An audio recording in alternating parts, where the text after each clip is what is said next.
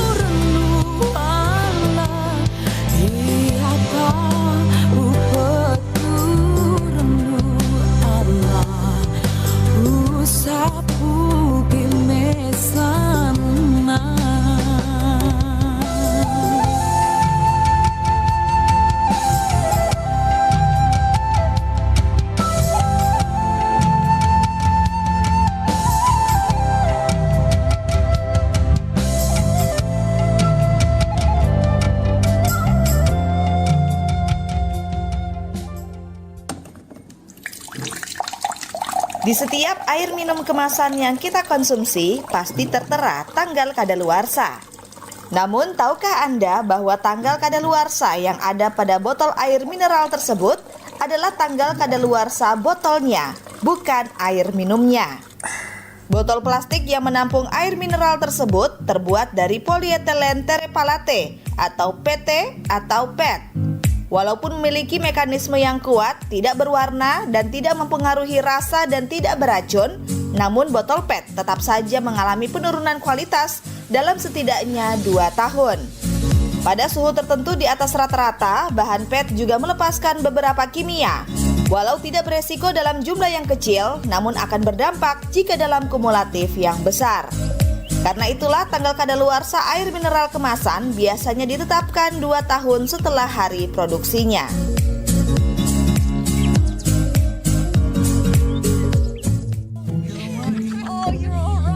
Ini anak memang sudah mau lagi-lagi TV yang nonton dia. Coba kalau mengantuk itu masuk tidur sudah kah? Ya ampun, susi yang terang ini tapi lampu masih menyala kah? Anak-anak ini memang sudah mau. Don tidak ada di kamar tapi kasih biar lampu menyala. AC juga dong kasih biar hidup. Padahal depo orang tidak ada. 3 weeks later. Ya astaga, tagihan listrik bulan ini banyak begini kah? Waduh, jadi pusing kan kalau kejadiannya seperti ini? Coba saja kalau kita menerapkan perilaku hemat energi. Hal seperti ini mungkin tidak terjadi. Dengan hemat energi, kita telah lindungi bumi dari pemanasan global. Tidak hanya menyelamatkan lingkungan saja, tapi juga membuat kita lebih hemat dalam pengeluaran. Yuk, biasakan hidup hemat energi.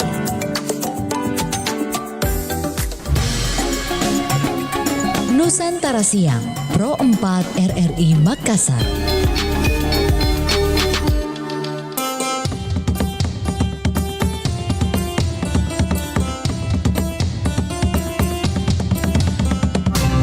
Pro 4, Suara Budaya Sulawesi Selatan.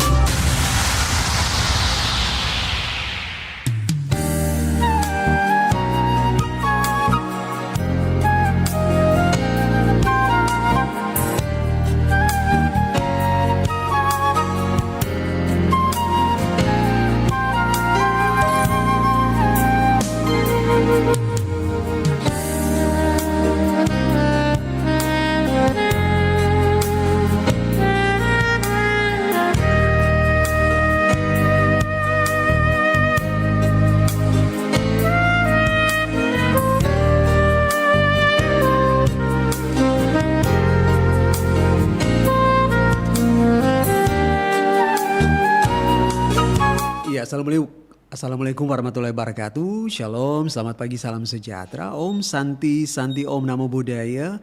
Salam kebajikan, sahabat budaya dimanapun berada. Senang sekali saya Richard Ferdinand hadir kembali di Ruang Dengarta. Kita sekarang sudah di hari Sabtu, hari ke-7 di bulan Desember 2024.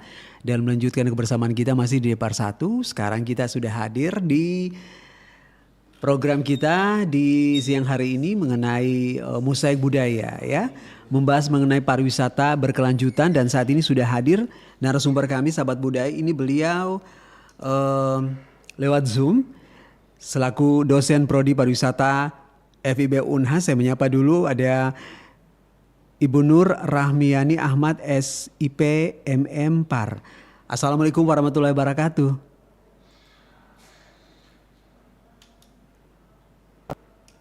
Ada gitu ya, aku sempat jadi juri gitu. Iya. Selamat pagi, Ibu. Selamat pagi. Iya. Senang sekali bisa bergabung di Mosaik Budaya pagi hari ini. Iya. Kabar baik, Bu ya? Iya, alhamdulillah. Iya. Oke. Nah, Bu, hari ini kan kita berbicara mengenai aku panggilnya enaknya Ibu siapa ini?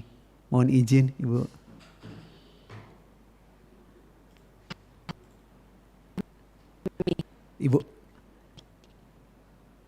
Ibu Nur? Iya. Halo? Oh iya, sahabat budaya kita ini ya masih terus mencoba terhubung langsung dengan beliau. Ini kita terhubung lewat Zoom ya. Ibu Nur Rahmiani.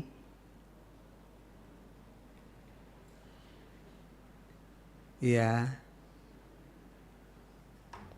Iya, sahabat budaya kita akan berbincang-bincang bersama iya.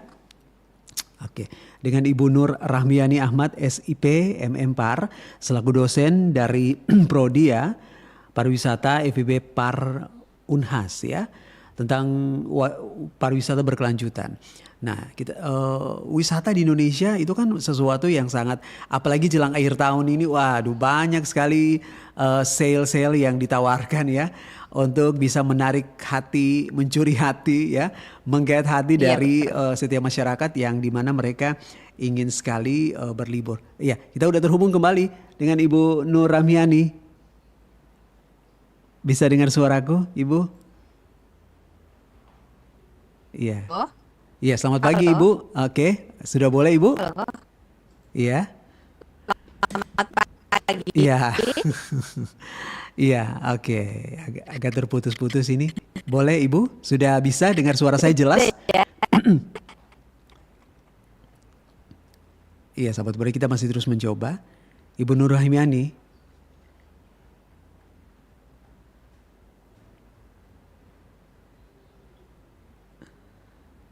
Halo? Halo. Iya, oke, iya. Iya. Nah, iya, oke, iya. Ibu mungkin bisa cari posisi yang enak Bu supaya suaranya tidak terputus-putus. Iya.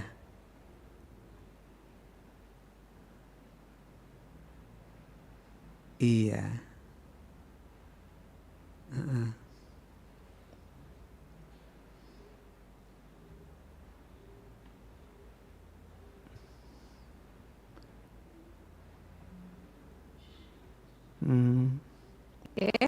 Oke, iya. Sudah kedengaran? Iya, oke. Kedengaran?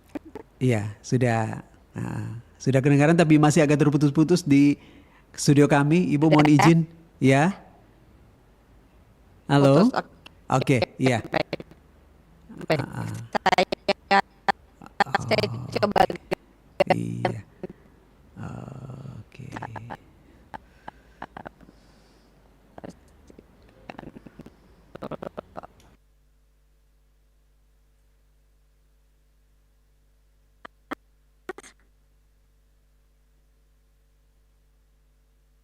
Iya.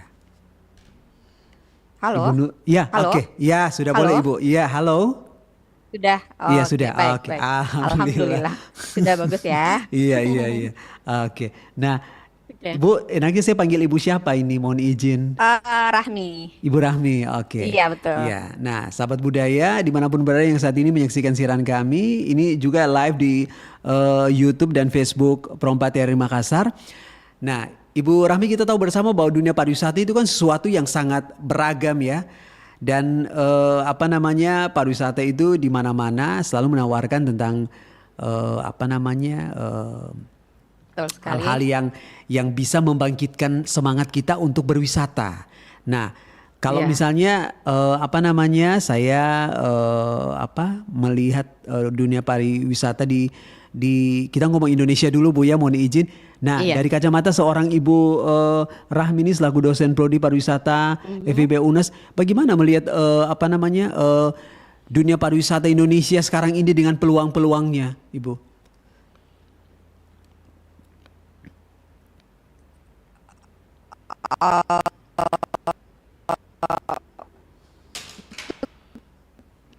Kita memiliki banyak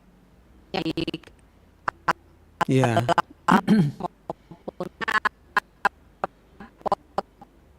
potensi kita Hmm. seperti itu. Iya, Ibu? Ya. Iya, oke. Bisa diulangi Bu, soalnya tadi agak terputus-putus di studio kami. Iya. Oh gitu. Iya. Baik. Oke. Indonesia memiliki budaya alam maupun budaya yang potensi yang luar biasa Hmm. yang berkelanjutan sehingga ya Iya deh. seperti itu. Oke. Iya. Kemudian bagaimana dengan peluang-peluang pariwisata yang ada di Kota Makassar kalau misalnya Ibu Rahmi melihatnya? Nah, sangat luar biasa Iya. di Kota Makassar kita ada Lantebung ya, Oke. Lantebung, iya. mangrove, menerapkan pariwisata yang berkelanjutan. Kemudian kita ada Bosowa ya, Iya. dan banyak destinasi kita lainnya yang banyak dan beragam.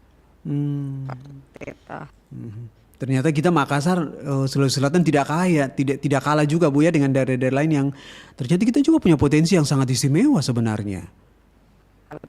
Yang bisa kita jual untuk orang-orang dari luar, mereka datang ke Kota Makassar. Iya. Betul sekali. Oke, iya. Nah, Sekali. Ibu Rahmi, iya, boleh lanjut dulu Bu? Iya, silakan. Iya, boleh lanjut. Jadi kita memiliki banyak sekali potensi ya, baik itu alam, budaya, mais ya, atau event itu di Kota Makassar sudah sangat berkembang. Oke. Nah, ini kan masyarakat itu kan pengen ketika misalnya mereka datang ke sebuah tempat wisata itu mereka menemukan kenyamanan. Yang paling utama itu kan kenyamanan. Nah, bagaimana Ibu melihat wisata-wisata di Kota Makassar sekarang ini terkait kenyamanan dulu, Bu? Oh iya, baik. Nah, terkait kenyamanan di Kota Makassar, alhamdulillah sejauh ini sudah cukup nyaman dan aman. Untuk ketertiban dan keamanannya pun sudah cukup kondusif untuk wisatawan datang berkunjung ke Kota Makassar. Iya. Kemudian wisata hijau di mana pariwisata berkelanjutan diterapkan, itu juga sudah mulai diterapkan seperti adanya apa sih namanya ini longwis ya, lorong wisata ya. Jadi adanya longwis di Kota Makassar ini sebenarnya sangat mendukung adanya pariwisata berkelanjutan karena dari untuk masyarakat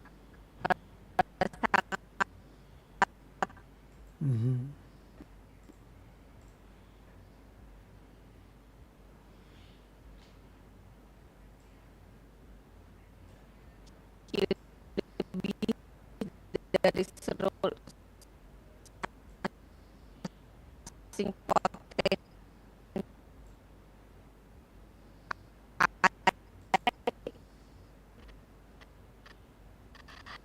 wisata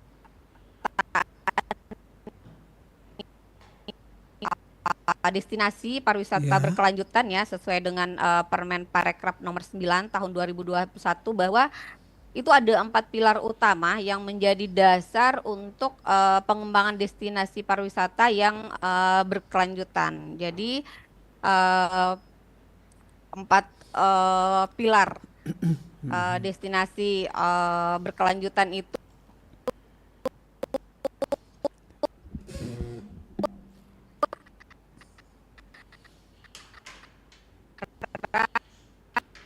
pengelolaan inklusif,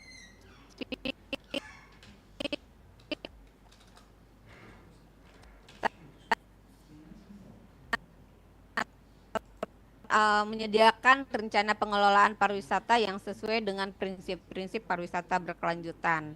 Kemudian pilar kedua ada keberlanjutan ekonomi, di mana pilar kedua ini sangat penting untuk adanya menjamin bahwa aktivitas pariwisata itu memberikan manfaat ekonomi yang merata, terutama bagi masyarakat lokal. Kemudian meningkatkan lapangan pekerjaan, terus pengembangan usaha mikro, kecil dan menengah ya atau UMKM. Seperti yang ada di Kota Makassar ya, pengembangan lorong-lorong wisata yang membangkitkan UMKM karena masyarakat di challenge atau ditantang untuk bagaimana berkreasi, bagaimana memaksimalkan potensi lorongnya agar memberikan dampak ekonomi buat masyarakat setempat atau lorong wisata tersebut. Kemudian adanya yang pilar ketiga itu adanya keberlanjutan sosial dan budaya, di mana pariwisata berkelanjutan ini berusaha menjaga kelestarian budaya lokal ya, termasuk adat, tradisi dan warisan budaya ya. Kemudian memastikan bahwa menghormati hak masyarakat adat dan melibatkan mereka dalam pengelolaan destinasi. Dan terakhir pilar keempat dari pilar pariwisata berkelanjutan ini ada keberlanjutan lingkungan ya. Jadi keberlanjutan lingkungan di sini adalah bagaimana pariwisata kita dapat mengurangi dampak negatif terhadap lingkungan ya, termasuk polusi, kerusakan ekosistem dan overkapasitas dari pengunjung, yang seringkali overkapasitas pengunjung ini merusak tempat-tempat wisata yang sudah dibangun seperti itu, Pak. Oke. Nah, ya Ibu Rahmi, kemudian kita juga melihat bahwa tempat-tempat wisata khususnya di wisata-wisata pantai begitu, Ibu ya? Iya. Oke, itu kan apalagi saya terakhir ini kan 3-4 bulan terakhir ini kan terjun kembali ke hobi lama itu, suka berenang, Bu. Diving, snorkeling. Ya. Nah, kemudian terkadang ini apakah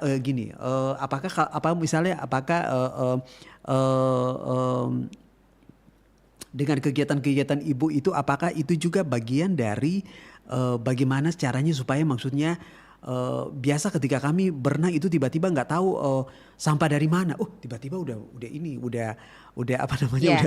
muncul saja, Bu. Nah, apakah itu juga bagian dari bagaimana pariwisata itu bisa melihat hal-hal yang seperti ini? Mohon izin, Bu Rahmi. Iya, betul. Jadi kembali lagi tadi ke pilar pariwisata ya, Kak Richard, yang terkait keberlanjutan lingkungan. Jadi bagaimana kita mengedukasi wisatawan atau pengunjung sehingga menjadi smart wisatawan atau jadi wisatawan yang bertanggung jawab, di mana wisatawan yang datang kita edukasi untuk tidak membawa limbah plastik. Jadi sebisa mungkin itu membawa misalkan ke destinasi wisata itu membawa tumbler, jadi tidak perlu eh, membeli kemasan botol yang pada akhirnya akan menjadi sampah plastik yang sangat merugikan bagi lingkungan. Iya. Kemudian tentu saja keterlibatan dari pengelola destinasi ataupun tempat wisata itu penting adanya disediakan tempat sampah, kemudian adanya sosialisasi yang aktif terkait eh, larangan untuk membuang sampah yang tidak pada tempatnya. Kemudian bisa juga kita melakukan eh, eh, melibatkan masyarakat lokal, LSM, pemerintah setempat untuk eh, selalu rutin melakukan yang namanya, misalnya nih kita biasanya ada yang namanya Sabtu Bersih. Iya. Jadi sama-sama membersihkan lingkungan di sekitar pantai sehingga itu secara tidak langsung mengedukasi masyarakat bahwa oh iya ternyata eh, membuang sampah yang tidak pada tempatnya itu dapat merugikan diri sendiri karena dengan demikian bisa saja kita membuang sampah di laut, kemudian eh, biota-biota laut yang ada di dalam tidak sengaja ya sudah Iya. banyak sekali kejadian terperangkap dengan sampah plastik yang ya mengakibatkan biota laut tersebut mati misalkan, kemudian atau susah bernapasnya karena terperangkap oleh sampah plastik. Kemudian ya banyak tentu saja itu membuat laut menjadi tidak nyaman untuk kita snorkeling ya, yang kita snorkeling tiba-tiba kejedut sampah dan sebagainya seperti pengalaman Kak Richard Iya. yang disampaikan barusan. Oke. Nah, memang dunia wisata itu selalu ada yang menarik ya, Bu Rami ya. Ada yang menarik untuk kita selami bersama-sama. Nah, pariwisata berkelanjutan. Ini boleh cerita, Ibu? Oh ya, pariwisata berkelanjutan sebenarnya itu adalah suatu konsep yang memastikan bahwa kegiatan pariwisata memberikan manfaat jangka panjang ya tanpa mengorbankan lingkungan, masyarakat lokal ataupun warisan budaya. Jadi pariwisata berkelanjutan ini konsep yang memastikan bahwa eh, kegiatan pariwisata ini memberikan manfaat jangka panjang yang tanpa mengorbankan ya yang Kak Richard sebutkan Iya, tadi, iya. lingkungan misalkan seperti itu. Oke. Jadi tidak bisa dipisahkan begitu ya, Bu Ya, Rami ya. betul. Ini kan menjadi sebuah, tapi sebenarnya Iya. jadi pengalaman kemarin itu Iya. pas kita lagi berenang kebetulan jadi akhirnya kami sambil berenang sambil membersihkan juga. Iya. Iya. Tapi sensasi yang berbeda sebenarnya, tapi maksudnya Iya. jadi sesuatu pengalaman yang unik sebenarnya kalau buat saya. Iya betul Kak Richard. Jadi memang sebenarnya saat ini Iya. arah dari pariwisata berkelanjutan Iya. itu bukan hanya bagaimana pengelola atau masyarakat lokal, tapi bagaimana peran aktif dari pengunjung pun untuk bisa menjadi pengunjung yang bertanggung jawab, yang ikut melestarikan lingkungan. Nah,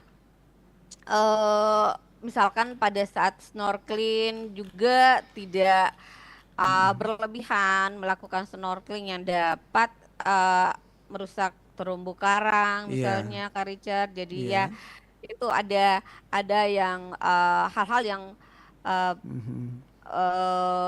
ada aturan yang boleh dan tidak boleh dilakukan pada Iya. saat kita mengunjungi suatu destinasi. Saya pikir itu yang perlu dilakukan di setiap destinasi ya, ada suatu eh, eh, papan pengingat Iya. apa yang boleh dan tidak boleh dilakukan di Iya, destinasi. iya, Kemudian iya. dan kesadaran ini pun saya lihat ya sudah lumayan karena Iya, iya. di beberapa daerah itu sudah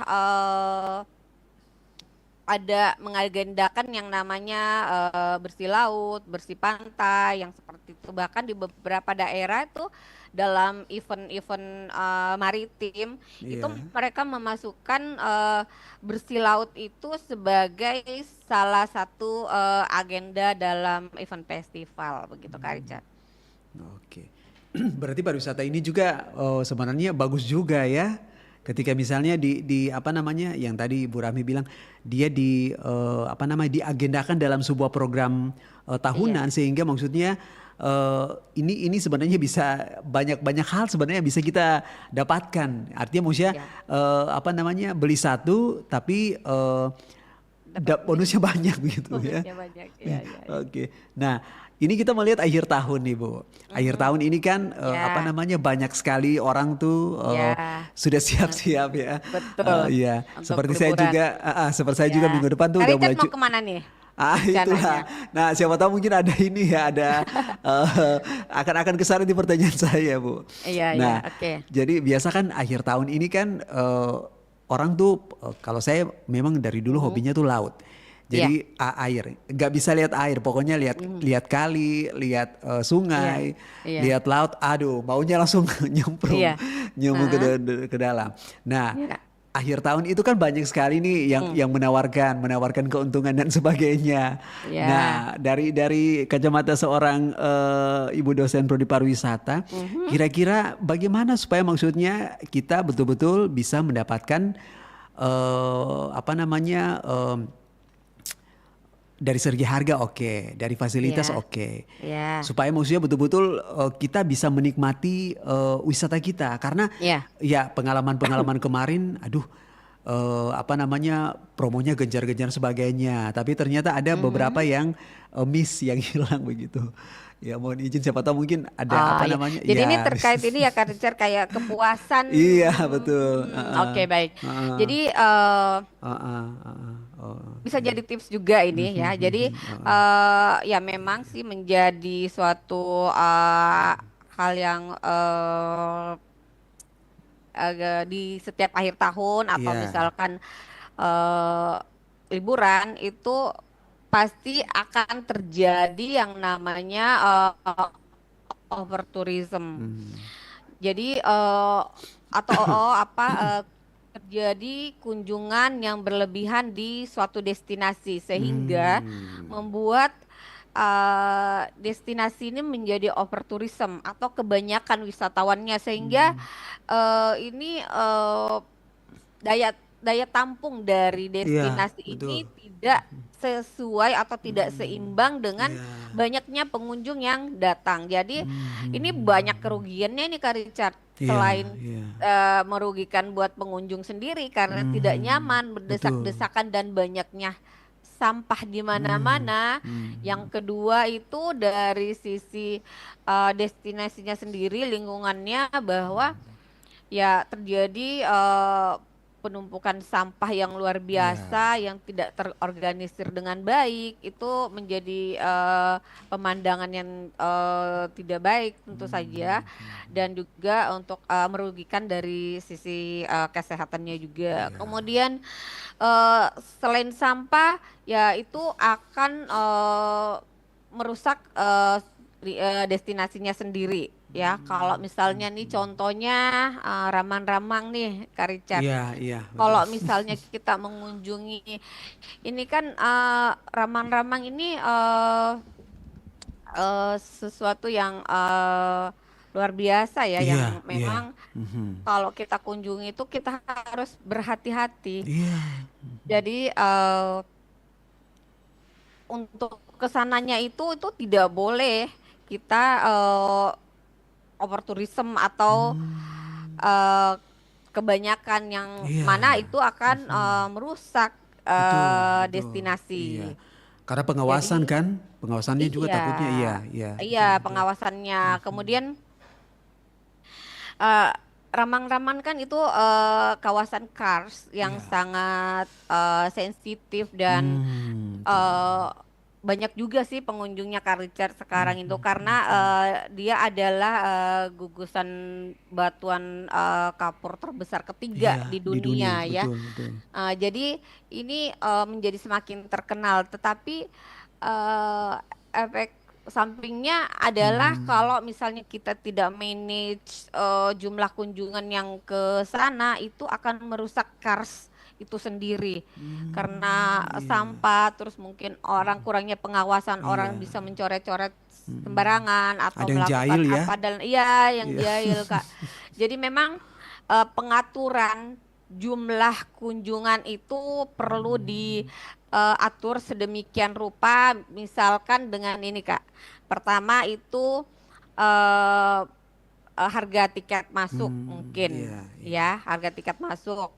Kemudian selain harga tiket masuk ke destinasi, kemudian kita secara kayak kami nih, biasanya di Museum Kota Makassar itu karena Museum Kota Makassar itu kecil, nah Iya. itu biasanya dalam satu hari itu yang datang berkunjung itu ratusan orang dari berbagai sekolah yang Iya, iya. datang maupun Mhm. masyarakat umum. Nah Mhm.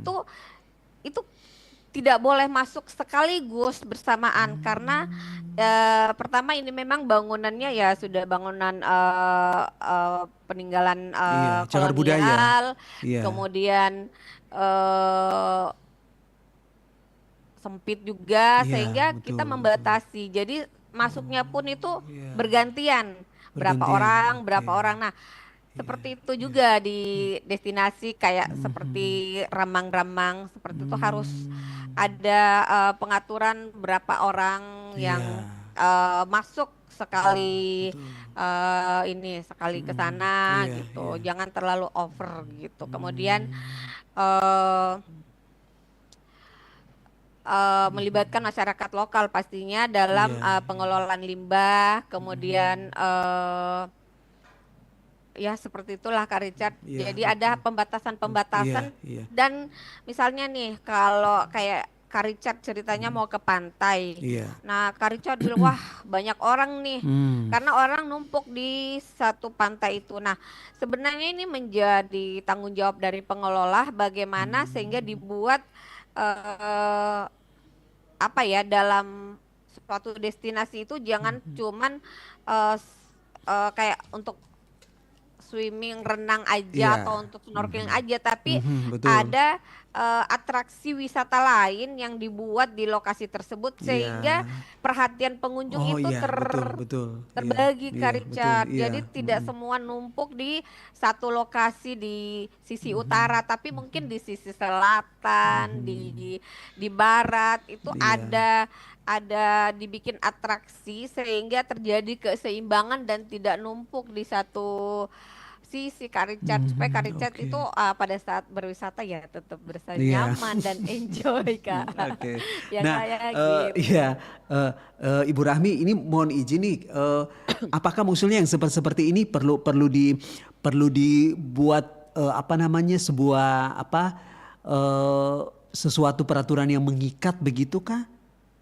Iya. At- heeh. Ya baik Kak Richard. Jadi eh memang pengelolaan destinasi dan Mhm. pariwisata berkelanjutan ini memang dibutuhkan keseriusan dan peran aktif Iya. bukan hanya pemerintah tapi masyarakat lokal dan swasta ini harus berkolaborasi apa ya menjadi satu apa ya satu kesatuan sehingga mereka bisa duduk bersama untuk eh, bagaimana nih supaya masalah ini bisa kita minimalisir ya. Jadi misalkan eh, dan itu semua kembali dikembalikan ke daerah masing-masing Kak Richard. Misalnya nih contohnya kalau kayak di misalnya kita ambil contoh di Bulukumba ya, tentang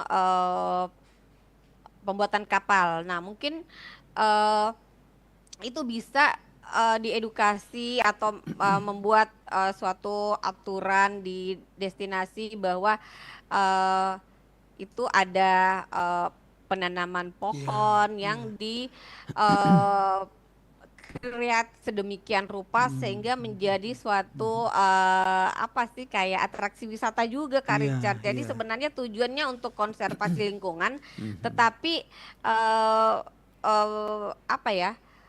Jadi di beberapa daerah itu Kak Richard itu ada dilakukan seperti itu. Jadi setiap wisatawan yang datang itu diminta untuk mengadopsi satu pohon gitu. Jadi Iya, mengadopsi iya, satu pohon, iya. kemudian pohon itu diberi nama dan pohon itu dipelihara oleh masyarakat setempat. Jadi si wisatawan ini berkomunikasi dengan masyarakatnya Iya. sehingga pada saat si wisatawan ini sudah balik itu komunikasinya tetap jalan gimana nih pohon adopsi saya Iya. sampai di mana perkembangannya dan tentu saja Betul, tetap disuplai dengan mungkin apa sehingga itu Iya. bisa berkelanjutan dan ini juga bisa menjadi hal yang menarik karena si wisatawan akan menjadi penasaran loh ini pohon adopsi saya sekarang sudah besar nih saya kayaknya mau kembali deh berkunjung ke daerah itu jadi kayak semacam iya. bisa sekaligus menjadi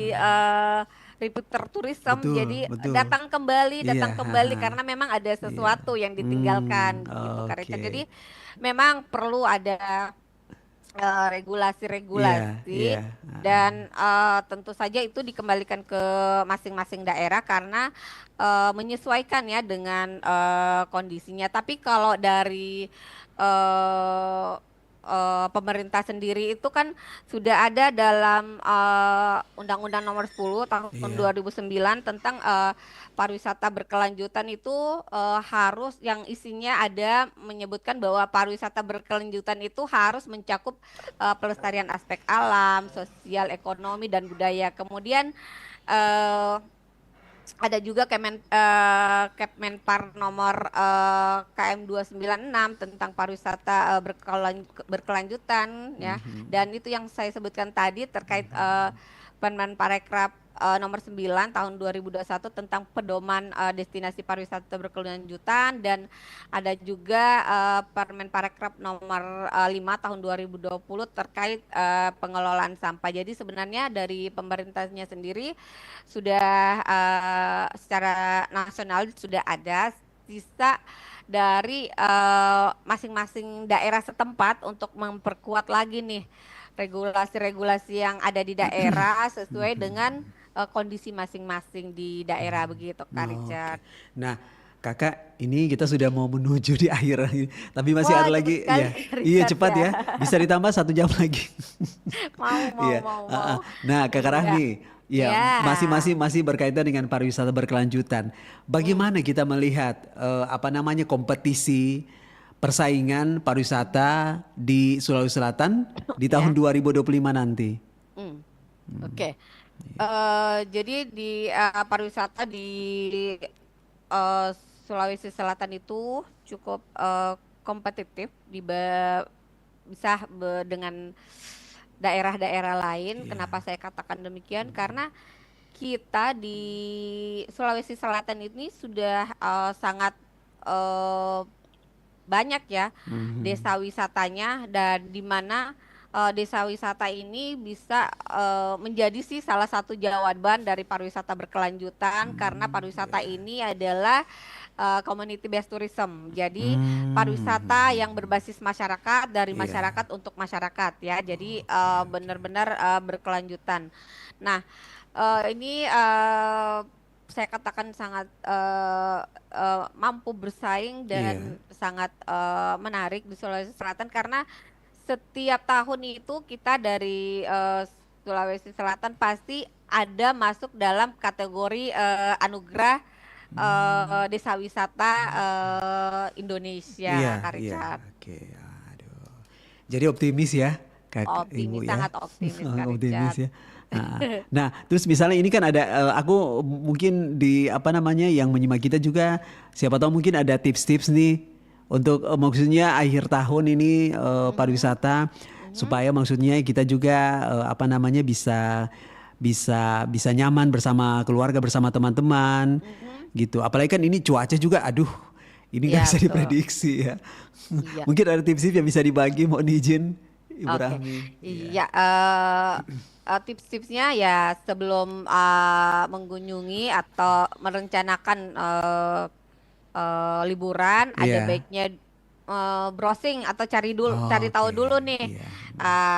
destinasinya itu kondisinya sekarang itu seperti apa, Hmm, kira-kira sehingga ini bisa iya. apa ya namanya membantu kita untuk oh iya saya perlu membawa ini, saya tidak perlu membawa ini yang harus saya bawa. Jadi memudahkan kita pada saat ada di destinasi dan terkait dengan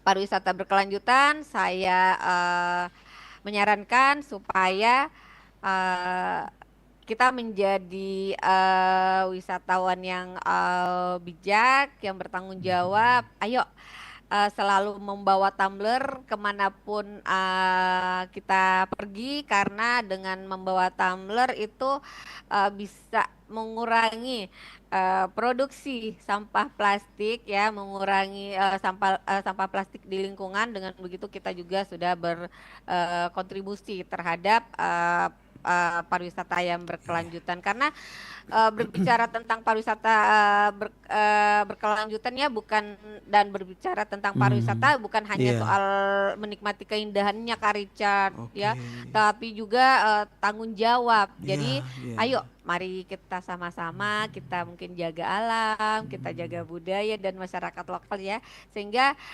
pariwisata ini bisa kita tetap nikmati bukan hanya hari ini tapi sampai Betul, generasi mendatang Kak Oke, Richard. berarti ada amal juga di dalamnya gitu ya. Iya Kak Richard, iya betul. Ya. Oke, iya, Kakak Rahmi terima kasih ya. Kita pembahasan kita hari ini sangat menarik sekali. Nanti Iya, kapan-kapan Kak kalau Richard. ada sesuatu yang baru boleh dibagi lagi nih perempat ini. Iya. Iya. Oke. Iya, sahabat budaya dimanapun berada, sudah bersama kami dosen Prodi Pariwisata IPB Unhas, Ibu Nur Rahmiani Ahmad SIP MM Par. Sekali lagi terima kasih Ibu. Salam buat keluarga tercinta. Assalamualaikum warahmatullahi wabarakatuh. Waalaikumsalam warahmatullahi wabarakatuh. Iya, sahabat budaya dimanapun berada, terima kasih banyak untuk kebersamaannya. Nusantara Pagi di Mosaik Budaya berakhir sampai di sini dan nanti saya Richard Firna masih terus melanjutkan kebersamaan kita di part 2 lanjut di part 2 jam 11 pagi sampai di jam 6 sore ya. Terima kasih banyak, selamat weekend bersama keluarga tercinta. Semoga tips-tips tadi yang sudah disampaikan oleh Ibu Rahmi bisa memberikan apa namanya memberikan kenyamanan ya dan kepuasan bagi semua yang saat ini lagi udah planning akan berakhir tahun di mana ya di tahun 2024 ini. Semoga aman terkendali bersama keluarga, liburannya nyaman, aman dan nanti pulang kembali ke rumah bisa safe ya, bisa menikmati tahun baru dan bisa menjalaninya tahun baru 2025 dengan penuh keberkahan dan kesuksesan.